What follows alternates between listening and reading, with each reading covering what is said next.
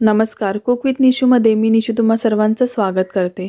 आज आपण आवळ्यापासून एक अशी रेसिपी बनवणार आहोत जी अगदी सर्वांनाच आवडते आणि हा पदार्थ तुम्ही 1 ते 2 वर्ष सहज अगदी साठवून ठेवू शकता। चला तर मग वेळ न घालवता रेसिपीला सुरुवात करूया। सध्या आवळ्याचा सीझन असल्यामुळे अगदी सहजतेने आवळे बाजारामध्ये उपलब्ध आहेत। आपल्याला अशा प्रकारे मोठे आणि एकदम ताजे असे आवळे घ्यायचे आहेत। या ठिकाणी मी आवळे स्वच्छ धुवून त्यांना पुसून घेतले।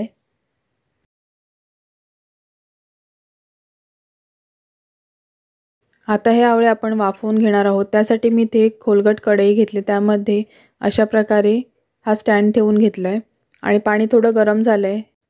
आता आपण हे आवळे वाफवण्यासाठी ठेवूयात। अशा प्रकारे जाळीवर आवळे शिजवून घ्या। डायरेक्टली पाण्यात शिजवू नका, नाहीतर त्यातली पोषक तत्व पाण्यातच निघून जातील।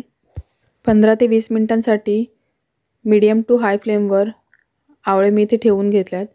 आवळे शिजलेत की नाही हे बघण्यासाठी अशा प्रकारे चाकू त्यामध्ये घालून बघा। अगदी सहज चाकू त्या आवळ्यामध्ये घुसते, म्हणजे आवळा परफेक्ट शिजलाय।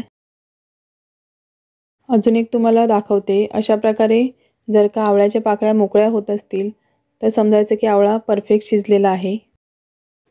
या ठिकाणी तुम्ही बघू शकता अगदी सहज ही पाकळी वेगळी झाली, म्हणजे समजायचं की हा आवळा परफेक्ट शिजलेला आहे। आता आपल्याला हे सर्व आवळे आहेत ते थंड करून घ्यायचे आहेत आणि नंतरच पुढची कृती करायची आहे। आवळे थंड होतात तोपर्यंत आपण ह्या रेसिपीसाठी लागणारा एक मसाला तयार करून घेऊया। त्यासाठी मी ते 1.5 चमची जिरा आहे ते भाजून घेतलंय, 1.5 चमची ओवा देखील भाजून घेतलाय। तसंच इथे मी अर्धी चमची हिंग घेतलंय, 5 ते 6 आंबोशी घेतल्यात। उन्हाळ्यामध्ये आपण जे आंबा सुकवून घेतो तो इथे मी घेतलेला आहे आणि अगदी पाव चमची इतका मी गरम मसाला इथे घेतलाय।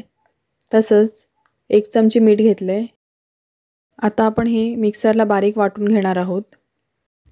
इथे तुम्ही आमसुलाच्या ऐवजी आमचूर पावडर देखील वापरू शकता। तसंच जर का तुमच्याकडे चाट मसाला असेल तो देखील तुम्ही इथे थोडा घालू शकता।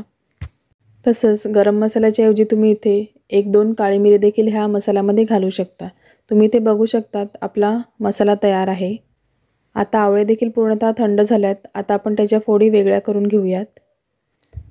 तुमच्या मनामध्ये आता प्रश्न आला असेल की आज आपण काय बनवणार आहोत, तर आज आपण आवळा सुपारी बनवणार आहोत।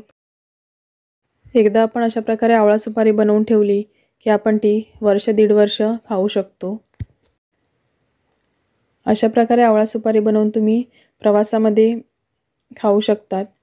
कधीतरी आपल्याला मळमळल्यासारखं होतं किंवा गाडी लागण्याचा त्रास असतो, त्यामुळे देखील आपल्याला कसं तरी होतं, तेव्हा देखील आपण अशा प्रकारे आवळा सुपारी खाऊ शकतो। अशा प्रकारे ते सर्व फोडी वेगळ्या करून झाल्यात। आता तुम्ही अशी साईज देखील ठेवू शकता, परंतु इथे मी ह्या एका फोडीचे 2 फोडी करून घेते, जेणेकरून सुकवायला देखील सोपं पडेल आणि जास्त वेळ लागणार नाही। सर्व फोडी आपण अशा प्रकारे 2 भागामध्ये करून घेऊया। तुम्हाला हवं असेल तर तुम्ही ह्यापेक्षाही बारीक काप करू शकता। आता आपण जो मसाला बनवून घेतलाय तो साधारणतः 1 ते 1.5 चमची मसाला आपण ह्या फोडींवर घालून घेणार आहोत।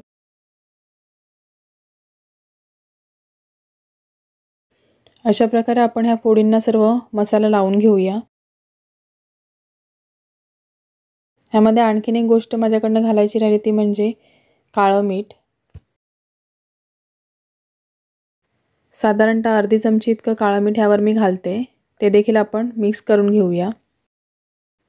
सर्व मसाले आणि आपण मीठ जे घातले ते मिक्स करून घेतले। आता आपण हे एका पेपरवर काढून घेऊ। इथे मी बटर पेपर घेतलाय। अशा प्रकारे मी स्टीलचा ताट एक घेतला, त्यावर बटर पेपर घालून घेतलेला आहे आणि त्यावर आता आपण ह्या ज्या फोडींना मसाला लावून घेतला त्या सर्व फोडी पसरवून घेऊया। बटर पेपर ऐवजी तुम्ही इथे एखादा सुती कपडा देखील घेऊ शकता। आता या फोडी 2 ते 3 दिवस तुम्ही उन्हामध्ये चांगल्या वाळवून घेऊ शकता आणि तुमच्याकडे जर का जास्त ऊन येत नसेल तर फॅन खाली ह्या साधारणतः 3 दिवसांसाठी तशाच सुकवून घ्या आणि नंतर 2 ते 3 तासासाठी तरी उन्हामध्ये वाळवून घ्या। साधारणतः 3 दिवस मी इथे ह्या फोडी उन्हामध्ये वाळवून घेतल्या आणि तुम्ही इथे बघू शकतात छान असे आवळा सुपारी आपली इथे तयार आहे। आता तुम्ही ही आवळा सुपारी स्वच्छ अशा बरणीमध्ये छान वर्ष ते 1.5 वर्षासाठी भरून ठेवू शकता। आवळ्याच्या फोडी सुकवताना त्यावर एखादा मलमलचा कपडा किंवा एखादा पातळ कॉटनचा कपडा घाला, जेणेकरून जर का धूळ वगैरे असेल तर ती त्या फोडींवर लागणार नाही। आजची रेसिपी जर का तुम्हाला आवडली असेल तर व्हिडिओला एक लाईक करायला विसरू नका। तसेच अजूनही जर का तुम्ही कुक विथ निशा चॅनलला सबस्क्राईब केलं नसेल तर प्लीज सबस्क्राईब करा आणि बाजूला असलेले बेल आयकॉन आहे ते देखील प्रेस करायला विसरू नका। Thanks for watching this video.